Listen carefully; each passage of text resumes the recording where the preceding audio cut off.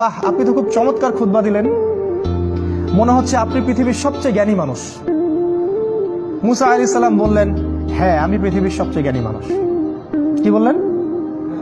হ্যাঁ আমি পৃথিবীর সবচেয়ে জ্ঞানী মানুষ। তিনি বলতে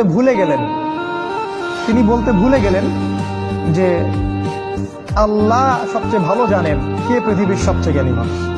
তিনি বললেন আমি পৃথিবীর সবচেয়ে জ্ঞানী মানুষ। আল্লাহ রাব্বুল আলামিন নবীদের ছোট ছোট ভুল ধরে ফেলেন। আল্লাহ পাক ধরে ফেলে বললেন, না মুসা, তুমি পৃথিবীর সবচেয়ে জ্ঞানী মানুষ নও, তুমি পৃথিবীর সবচেয়ে জ্ঞানী মানুষ নও। আমার একজন বান্দা আছে যাকে তুমি পাবে দুই সাগরের মিলন স্থলে, আমার সেই বান্দা তোমার চেয়ে অনেক বেশি জ্ঞানী। মুসা আলাইহিস সালাম এটা শোনা মাত্রই ওই বান্দার সাথে দেখা করার জন্য উদ্গ্রীব হয়ে উঠলেন। তিনি আল্লাহকে বললেন, আমি তার সাথে দেখা করতে চাই।